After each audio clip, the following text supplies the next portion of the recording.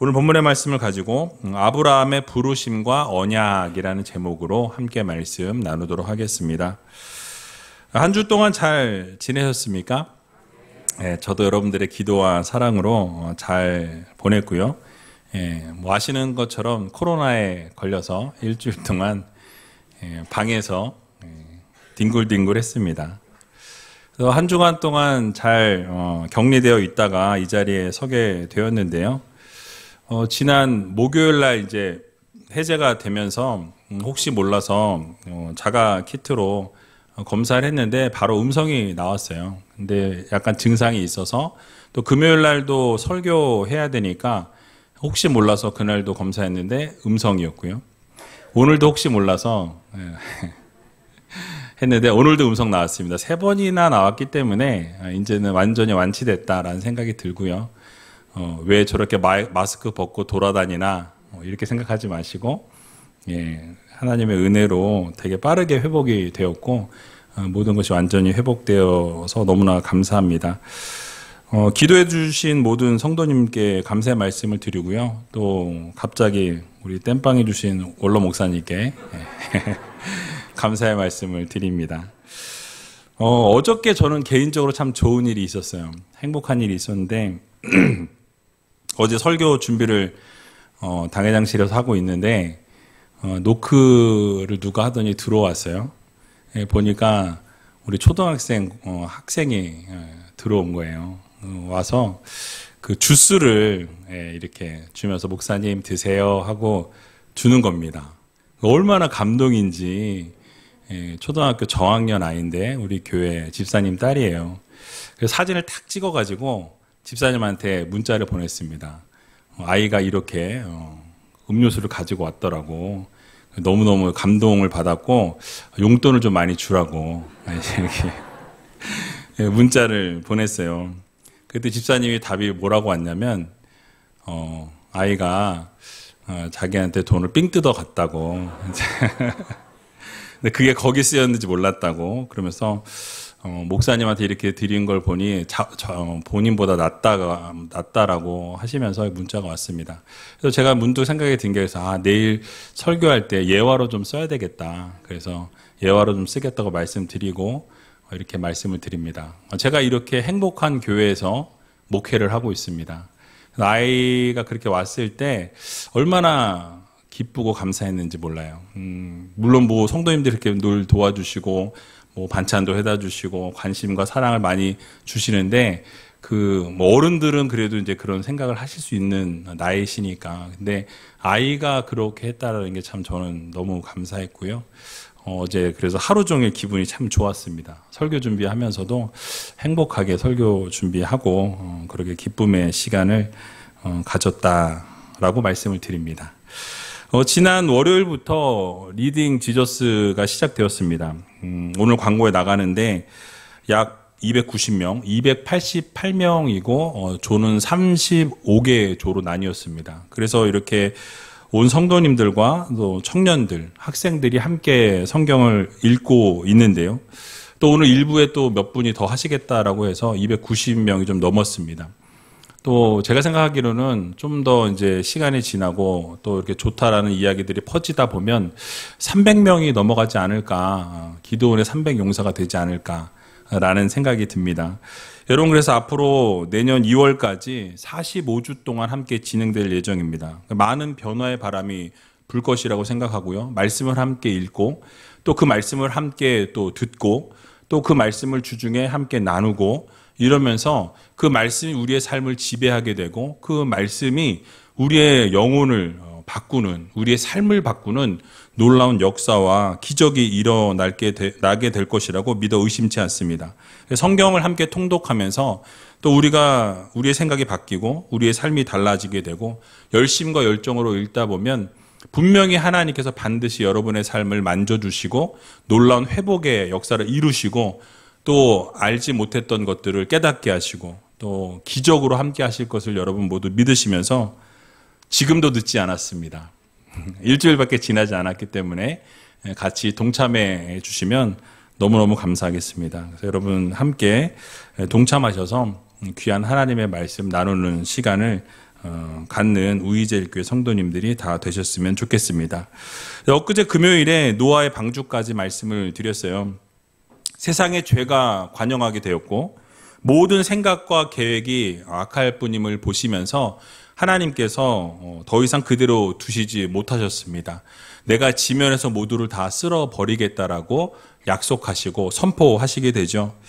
그래서 물로 모두를 심판하시겠다라고 말씀하시게 됩니다. 그런데 이 당대 의인이었고 하나님께서 의롭다 칭해 주신 노아의 가정은 노아로 인해서 구원을 받게 되었습니다. 그래서 노아에게 언약을 맺어 주시면서 다시는 이제는 이제 물로 심판하지 않으시겠다라는 약속의 말씀을 해 주시게 되는데요. 창세기 9장 11절에서 13절에 나와 있습니다. 같이 한번 읽어보도록 하겠습니다. 내가 너희와 언약을 세우리니 다시는 모든 생물을 홍수로 멸하지 아니할 것이라. 땅을 침몰할 홍수가 다시 있지 아니하리라. 하나님이 가라사대 내가 나와 너희와 및 너희와 함께하는 모든 생물 사이에 영세까지 세우는 언약의 증거는 이것이라. 내가 내 무지개를 구름 속에 두었나니 이것이 나의 세상과의 언약의 증거니라. 아멘. 여러분, 하나님께서 분명히 너무나도 사랑하셨고 심히 좋았다라고 말씀하신 창조물이었던 인간이 이제 타락하여서 하나님과 멀어지게 되었고 죄 가운데 살게 될 때에 하나님께서 그들을 심판하기로 작정하셨습니다. 근데 그럼에도 불구하고 하나님께서는 인간들을 너무나 사랑하셔서 자비가 한량이 없으셔서 인간들을 향하여 다시 한번 또 언약을 세워주셨다라는 것이죠. 그리고 그 무지개를 증표로 허락해 주셨다라고 오늘 성경은 말씀합니다. 그리고 아담에게 주셨던 생육하고 번성하라는 이 약속의 말씀, 땅에 충만하라는 이 명령과 함께 복을 이 노아에게도 약속해 주시는 것을 보게 되죠.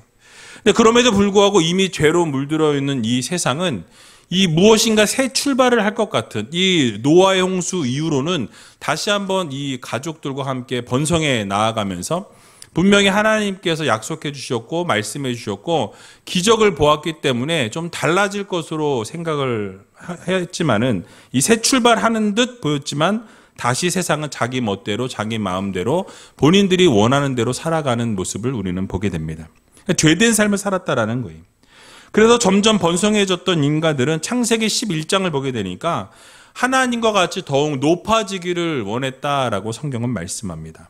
교만함이 하늘을 찌르게 되었고 이 교만함이 하늘을 찌르게 되면서 그들이 했던 것이 무엇입니까? 창세기 11장 보니까 바벨론 탑을 쌓게 되었다라고 말씀합니다. 하나님과 같이 높아지려고 하는 그런 마음을 가지고 탑을 쌓기 시작했던 거예요. 결국 하나님께서 그들의 교만을 꺾기 위해서 그들의 언어를 혼잡케 하시고 그들을 다 흩어버리셨다라고 성경은 우리들에게 말씀하고 있습니다. 자, 이런 상황 가운데에서 이제 하나님께서는 한 사람을 택하셔서 하나님의 백성으로 하나님의 민족을 세우시기로 작정하십니다. 그래서 한 사람을 부르시는 장면이 바로 소개되어 있는데요. 오늘 본문의 말씀인 거예요. 바로 믿음의 조상이었던 아브라함이 하나님의 부르심을 입게 되는 것을 우리는 보게 됩니다. 이 아브라함을 부르시는 장면은 너무나 많이 말씀을 들었고 너무나 이야기를 들었지만은 너무 중요한 부분이기 때문에 오늘 다시 한번 말씀을 드리려고 합니다. 오늘 창세기 12장 1절에서 4절 말씀을 보니까 이렇게 말씀을 시작하는데요. 같이 한번 읽어보도록 하겠습니다. 여호와께서 아브라함에게 이르시되 너는 너의 본토 친척 아비집을 떠나 내가 내게 지시할 땅으로 가라. 내가 너로 큰 민족을 이루고 내게 복을 주어 내 이름을 창대케 하리니 너는 복의 근원이 될지라. 너를 축복하는 자에게는 내가 복을 내리고 너를 저주하는 자에게는 내가 저주하리니 땅의 모든 족속이 너를 인하여 복을 얻을 것이니라 하신지라. 이에 아브라함이 여호와의 말씀을 쫓아갔고 롯도 그와 함께 갔으며 아브라함이 하란을 떠날 때에 그 나이 75세였더라. 아멘. 자, 아브라함의 부르심은 이스라엘 백성들에게 있어 너무나 중요한 사건이었습니다. 믿음의 조상으로 불리었던 이 아브라함은 사실 믿음의 가정에서 태어난 사람이 아니었어요. 하나님을 섬기지 아니하는 우상을 섬기는 그런 가정에서 태어났다라는 것이죠. 우상을 만들던 가정이었습니다.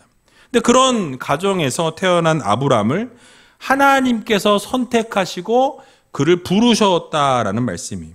오늘 1절을 보게 되니까 너는 너의 본토 친척 아비집을 떠나라고 말씀하고 있는 것을 보게 됩니다.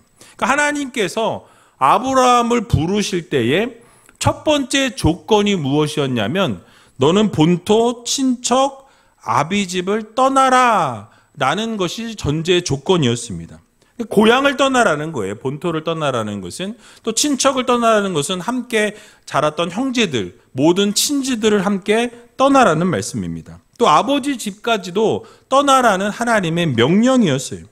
그러니까 하나님께서 떠나라고 말씀하시니 그 명령을 그대로 그냥 지키면 되는 것이 아닌가라고 우리는 생각해 볼 수 있습니다. 그러나 그 당시의 그 현장의 상황을 우리가 생각해 보면 그렇게 떠나는 것이 쉬운 일이 아니었다라는 것을 우리는 알 수 있는 것입니다. 왜냐하면 모든 것을 다 내려놓아야 하고 모든 기득권을 다 포기해야 하는 상황이었습니다. 여기서 먼저 살펴보아야 될 것은 아브라함이 먼저 떠나야 할 그 대상이 세 가지로 말씀하는데요. 잠깐 간략하게 말씀드리면 이 본토와 고향이죠. 친척과 아비집을 떠나라라고 말씀합니다. 이 본토라는 것은 아브라함이 태어나서 지금까지 살아왔던 이 메소포타미아 지역을 이야기합니다. 이 지역은 어떤 지역이었냐면은 그 당시에 우상을 숭배하는 너무나 많은 우상이 차고 넘치는 지역이 바로 이 메소포타미아 지역이었다라는 것이죠. 그래서 우상을 섬기는 그 자리에서부터 하나님께서는 떠날 것을 요구하시는 것을 보게 됩니다. 또 그 당시에는 이 친척들이 함께 살았다라는 거예요. 함께 이 마을을 이룰 때 친척들이, 이 가족과 그 부모의 형제들이 함께 이 공동체를 이루어서 마을을 이루었다라는 것입니다. 그렇게 함께 모였던 친척들 역시도 우상을 섬기는 집들이었어요. 우상을 섬기고 있는 그 친척들, 그 가정들도 너희가 떠나야 한다라는 것을 말씀해 주고 있는 것이죠. 또 아버지 데라의 집을 떠나라고 말씀합니다.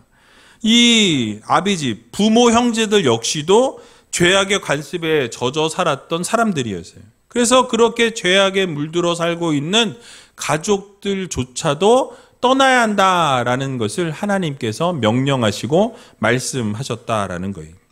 그러니까 종합적으로 보게 되면 습관적으로 죄를 저지르고 이 우상 숭배하고 있던 모든 환경 가운데에서 너는 그것을 이제는 끊어내고 그 자리로부터 돌이켜서 하나님이 말씀하시는 지역을 향해 나아가라라는 것이 하나님의 명령이었던 것입니다.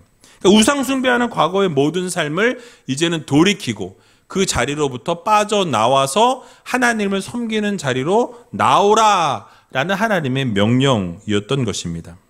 그러니까 죄의 자리에서 떠나고 죄의 자리로부터 돌이켜야 함을 하나님께서 말씀하신 거예요. 게다가 또 다른 의미를 부여해 보자면 이 아브라함이 현재 누리고 있었던 사회적인 어떤 유대 관계와 경제적인 어떤 기반을 다 포기하라는 말씀입니다. 각종 기득권과 그동안 누려왔던 각종 어떤 이 평안한 생활들을 다 내려놓으라는 말씀이에요. 모든 것을 다 이룩해 놓았던 모든 것, 75년이라는 삶의 시간들을 이루어 놓았던 모든 것을 다 내려놓고 떠나라라는 것이 하나님의 명령이었고 하나님의 말씀이었다라는 것이죠. 여러분, 하나님께서 앞으로 인도해 주실 이 가나안 땅으로 들어가기 위해서는 엄청난 희생을 감수해야 되고 모든 것을 다 내려놓아야만 가능했던 일이었습니다. 즉 본토와 친척과 아비집은 인생의 전부였다라는 거예요. 아브라함이 그동안 쌓았던 모든 것이었습니다. 그런데 그 모든 것을 이제는 어떻게 해라? 다 내려놔라. 다 그것을 버려두라. 그것을 버리고 떠나라. 라는 것이 하나님의 명령이었다라는 말씀이에요. 그러니까 여러분, 이 기득권과 편리함과 모든 것을 내려놓는다라는 것은 이 결코 쉬운 일이 아니에요. 그동안 쌓아왔던 모든 것을 다 버려두고 그 자리로부터 떠날 것을 하나님이 말씀하신 거예요. 그리고 무엇을 의지하기를 원하신 것입니까? 오직 하나님의 명령을 따라 하나님의 말씀을 의지하고 전적으로 하나님을 바라보는 삶을 살 것을 요구하고 계신 것입니다. 그리고 그 하나님의 명령을 순종하길 원하셨다라는 거예요. 어떻게 여러분 그것을 알 수 있습니까? 바로 창세기 12장 1절 하반절을 보게 되니까 내가 내게 지시할 땅으로 가라라고 말씀하고 있는 것을 보게 되죠. 이 본문에 대해서 자주 말씀드렸지만 하나님께서 아브라함에게 말씀하실 때 미래형으로 말씀하셨어요. 목적지를 말씀하고 거기로 가라라고 말씀하신 것이 아니라 내가 내게 지시할 땅으로 가라. 미래형으로 말씀하신 거예요. 과거형이 아니라 앞으로 내가 너에게 말해줄 테니 일단 다 짐을 싸서 그 자리로부터 떠나라는 말씀이에요. 어디로 가야 할지 알 수 없는 상황에서 갈 바를 알지 못하는 상황 가운데서 일단 그 자리를 떠나라라는 것이 하나님의 명령이요 하나님의 말씀이었다라는 것입니다. 자, 그렇다면 저는 여러분들에게 질문을 해보기를 원합니다. 오늘 갑자기 하나님께서 여러분들에게 찾아오셔서 여러분들에게 말씀하시는 거예요. 내가 가지고 있는 지금 그 지경에서 여러분들이 살고 있는 그 자리로부터 떠나라는 말씀을 하십니다. 어떠한 이유도 말씀하지 않으시고 그 자리로부터 일단 떠날 것을 요구하신다고 생각해 보시기 바랍니다. 명령하셨어요. 그래서 이삿짐을 쌌습니다. 그리고 이제 출발하려고 하는데 하나님이 어디로 가라고 말씀하시질 않는 거예요. 내가 앞으로 말씀을 할 테니, 말할 테니 그냥 떠나라라고 말씀하신다면 여러분 그 이삿짐을 가지고 떠나시겠냐라는 거죠. 쉬우시겠습니까? 결코 쉬운 일이 아니라는 거예요. 그 믿음의 발걸음을 옮기는 것이 쉽지 않다라는 말씀입니다. 그러나 그 가운데서 발걸음을 옮기고 그 자리를 떠나는 것이 바로 진정한 믿음이라는 거예요. 하나님께서 우리들에게 요구하시는 성도들의 모습이라는 것입니다. 어디로 가야 할지 알지 못하는 상황 가운데, 갈 바를 알지 못하는 상황 가운데서도 하나님이 말씀하시면 하나님의 그 약속의 말씀을 붙들고 나아가는 것, 그것이 바로 진정한 성도들의 삶이라는 것을 여러분들 모두 기억하시기 바랍니다. 나의 기득권을 포기하고 나의 편리함을 포기하고 그 좋은 자리를 박차고 나가라고 말씀하실 때 그 모든 것을 다 박차고 나갈 수 있는 믿음, 그 모든 것을 끊어내고 그 모든 것을 다 버려두고 나가라고 말씀하실 때 그 모든 것을 버려두고 나아갈 수 있는 그 믿음, 그것이 바로 진정한 믿음이라는 것을 여러분들 모두 기억하시기 바랍니다. 여러분, 우리의 삶에도 얼마든지 하나님이 그러한 명령을, 순종을 요구하실 수 있습니다. 내 생각에는 맞지 않고 합리적으로 생각하고 이성적으로 생각하면 이것은 분명히 틀린 것인데, 맞지 않는 것인데, 하나님이 말씀하셨으니, 하나님이 요구하셨으니 그 요구대로, 그 말씀대로 순종하는 것이 바로 진정한 성도의 삶이라는 것을 우리는 기억해야 할 것입니다. 때로는 하나님이 하나님의 사람들을 통해서 말씀하세요. 하나님이 직접 우리들에게 요구하실 때도 있습니다. 떠나라고 말씀하시고 가라고 말씀하실 때가 있다는 거죠. 그럴 때 우리는 어떻게 합니까? 여러분 어떻게 해야 합니까? 네, 어렵지만 힘들지만 우리는 떠나야 한다라는 거예요. 순종의 자리로 나아가는 성도들이 되어야 할 것입니다. 자, 그러면 우리에게 어떤 것이 준비되어 있다고 말씀하십니까? 아까 읽었던 창세기 12장 2절에 보니까 큰 민족을 이루어 주실 뿐만 아니라 축복을 하시겠다라고 말씀하십니다. 이름을 창대케 하시겠다고 말씀하시고 그 약속의 말씀을 주시면서 복의 근원으로 삼아 주시겠다라는 이 약속의 말씀을 주고 계시는 것을 우리는 보게 되는 것이죠. 결국 무엇을 교훈해 주고 있습니까? 우리가 하나님의 부르심을 따라 살고 하나님이 말씀하신 대로 순종하게 되고 그 믿음의 발걸음을 떼게 되면 하나님께서 복을 주시고 놀라운 기적을 이루시고 역사를 이루어 주신다라는 이 사실을 여러분 모두 믿으시기 바랍니다. 여러분들을 창대하게 하실 뿐만 아니라 복의 근원으로 삼아 주신다라는 이 약속의 말씀을 꼭 붙드시기 바랍니다. 여러분, 그때 나이가 아브라함의 나이가 몇 세라고 이야기하죠? 75세라고 이야기하고 있습니다. 여러분, 75세는 적은 나이가 아니에요. 이 75세 정도 되면은 변화를 싫어하는 나이입니다. 무엇인가 이제는 안주할 나이이고, 이제는 그냥 그 자리에서 여기가 좋사오니 하고, 어떻게 해요? 예, 하나님 부르실 날을 기대할 나이다라는 거예요. 그렇다고 당장 그런 나이 아닙니다. 또 75세 넘으신 분들은 또 마음에 또 갈라이래 뭐 이러면서 상처받지 마시고, 정말 그런데 안주할 나이다라는 거죠. 막 변화를 하고 어딘가를 떠나야 하는 그런 쉽게 떠날 수 있는 나이가 아니다라는 거예요. 그런데 여러분 어떻습니까? 그러한 나이 가운데서도 하나님이 부르시니 아브라함은 그 하나님의 말씀에 그대로 순종하며 나아갔다라는 거예요. 갈 바를 알지 못하는 상황 가운데서도 믿음의 모습을 보여주었다라는 것입니다. 이렇게 믿음의 모습을 보였던 아브라함에게 결국은 하나님께서 약속하신 그대로 이스라엘 민족을 아브라함의 씨앗을 통해 이루시고, 또 이 아브라함의 씨앗을 통해서 예수 그리스도가 탄생하는 놀라운 역사와 기적을 하나님께서 이루시는 것을 우리는 보게 됩니다. 그러니까 이처럼 하나님의 약속은 반드시 이루어지고 하나님의 말씀하신 대로 다 모든 것이 성취되어진다라는 이 사실을 여러분 모두 믿으시기 바랍니다. 하나님께서 당장 이루시지 않는 것 같고 말이 안 되는 것 같고 있을 수 없는 것 같을지라도 하나님이 말씀하시면 그 말씀대로 이루어진다라는 이 사실을 여러분 모두 믿으시고, 하나님께서 말씀하시면 그 말씀대로 순종의 길로 나아갈 수 있는 귀한 우이지엘 교회 모든 성도님들이 다 되시길 주님의 이름으로 간절히 축원드립니다. 자, 그런데 하나님께서 아브라함과 언약을 맺으시면서 그 언약의 출발로 이 언약의 자녀를 약속하시는 것을 보게 됩니다. 복을 주시는데 그 약속의 씨앗이 바로 큰 민족을 이루게 하시고 또 그 복을 주어서 창대케 하시겠다라는 약속을 주셨어요. 그 약속의 씨앗이 바로 이삭이라는 것을 우리는 알게 됩니다. 여러분, 우리가 상식적으로 우리가 좀 생각해 봤으면 좋겠어요. 99세의 아브라함과 90세의 이 사라의 사이에서 아이를 낳는다는 것은 여러분 불가능합니다. 그러니까 생리학적으로 이미 이 아이를 낳을 수 있는 그런 상태가 아니라는 거예요.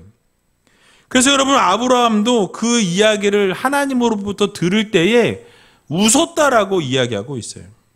그러니까 웃는 게 막 좋아서 웃은 게 아니라 뭐예요? 너무 황당하고 당황스러워서. 아니, 이게 하나님 말이 됩니까? 이런 웃음인 거예요. 창세기 17장 17절에서 18절에 보니까 나와 있는데요. 같이 한번 읽어보도록 하겠습니다. 아브라함이 엎드려 웃으며 심중에 이르되 100세 된 사람이 어찌 자식을 낳을까? 사라는 90세니 어찌 생산하리오 하고 아브라함이 이에 하나님께 고하되 이스마엘이나 하나님 앞에 살기를 원하나이다. 아멘. 자, 여러분, 어떤 분위기입니까? 하나님 말도 안 됩니다. 이게 어찌 말이 됩니까? 그냥 사라나 나나 이제 나이가 들어서 불가능하다라는 거예요. 웃으면서 뭐예요? 그냥 지금 있는 이스마엘이나 좀 잘 됐으면 좋겠습니다. 이 아이만 잘 성장할 수 있도록 하나님 함께 해달라고 이렇게 지금 이야기하고 있다라는 거예요. 그러니까 여러분, 하나님께서 사라에게 복을 주어서 사라를 통해서 자녀를 낳게 하시고 열국의 어미가 되게 하시겠다는 선포의 약속의 언약의 말씀을 주고 계신 그 상황에서 아브라함이 반응한 것이 바로 이 본문이에요. 하나님, 불가능합니다. 어찌 이게 일어날 수 있겠습니까? 그냥 이스마엘이나 잘 살게 해달라고. 이렇게 지금 하나님이 말씀하시는데도, 언약하시는데도, 선포하시는데도 이런 반응을 보였다라는 거예요. 왜요? 당연한 거죠. 본인이 생각할 땐 있을 수 없는 일이니까 너무나 당연하게 그렇게 반응했다라는 것이죠. 자, 그런데 하나님께서는 창세기 17장 19절에서 명확하게 이렇게 다시 말씀하십니다. 같이 한번 읽어보겠습니다. 하나님이 가라사대 아니라 내 아내 사라가 정녕 내게 아들을 낳으리니 너는 그 이름을 이삭이라 하라. 내가 그와 내 언약을 세우리니 그의 후손에게 영원한 언약이 되리라. 아멘. 하나님이 아니라고 정색하시는 거예요. 분명히 누구를 통해서? 사라를 통해서 자녀를 낳게 하시겠다라는 약속의 말씀을 또 주십니다. 그러면서 그 아들의 이름까지도 이삭이라 하라라고 하나님께서 말씀하시는 것을 보게 됩니다. 그리고 나서 그 아들 이삭과 내가 또 언약을 세우겠다라고 그렇게 선포하시는 것을 보게 됩니다. 그러니까 여러분, 이 이야기를 들으면서 사라의 반응은 또 어떠했습니까? 사라도 이 아브라함과 동일한 똑같은 반응을 보이는 것을 보게 됩니다. 별반 다르지 않았어요. 창세기 18장으로 넘어가게 되면 이 이야기를 들은 사라 역시도 뭐라고 이야기하냐면, 지금 내 이 경수가 끊어졌다. 생리적으로 다 끊겼다. 이미 아이를 생산할 수 없는 상황입니다. 라고 이렇게 고백하는 것을 보게 됩니다. 그러면서 속으로 이 사라도 웃었다라고 이야기해요. 속으로 웃으면서 나는 노쇠하였고 이제 아브라함도 내 남편도 노쇠하였으니 우리에게 무슨 즐거움이 있겠습니까? 라고 하나님께 이렇게 반문하는 것을 보게 됩니다. 여러분, 그러할 때에 역시 하나님께서 다시 한번 말씀하시는 것을 보게 됩니다. 창세기 18장 14절 말씀인데요. 같이 한번 읽어보겠습니다. 여호와께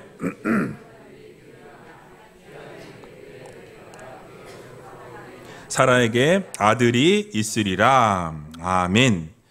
여러분, 아브라함과 사라의 반응을 보신 하나님께서 뭐라고 말씀하세요? 능치 못할 일이 없느니라고 말씀하시는 거예요.